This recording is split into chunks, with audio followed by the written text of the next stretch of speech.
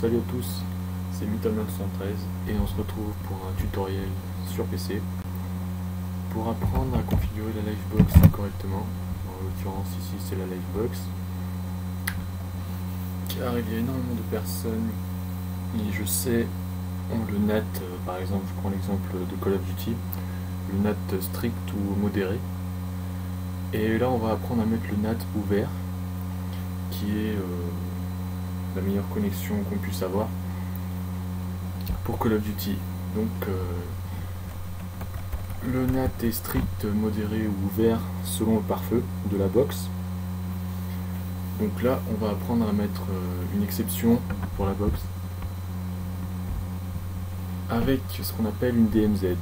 Donc pour ça vous tapez 192.168.1.1 dans le navigateur.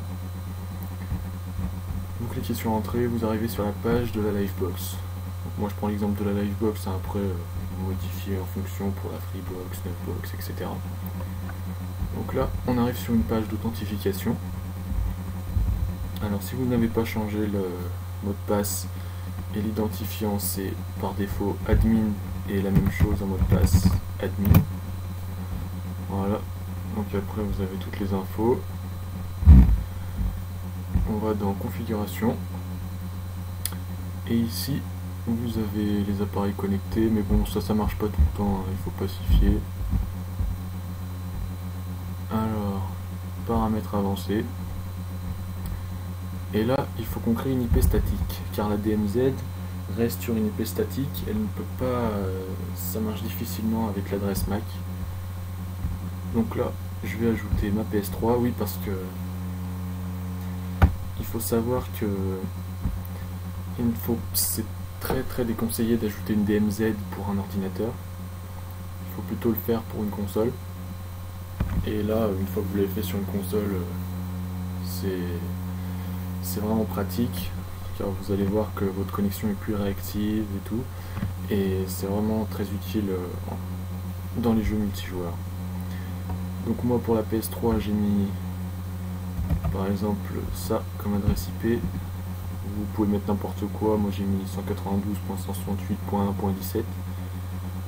Alors il faut savoir que pour la Livebox, c'est préférable de mettre 192.168.1. quelque chose qui n'est pas utilisé par vos autres appareils. Donc là c'est bon, on clique sur sauver.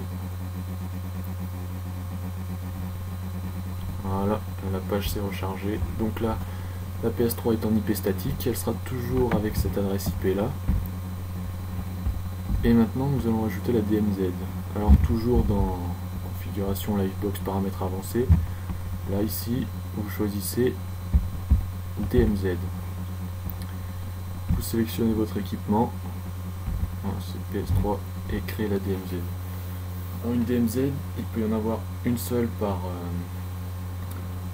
Livebox pour un seul équipement connecté, à moins que je me trompe, mais c'est ce qui me semble. Donc là vous voyez, on peut pas en créer une nouvelle, et voilà. Donc là vous avez créé votre DMZ et vous allez voir que sur la PS3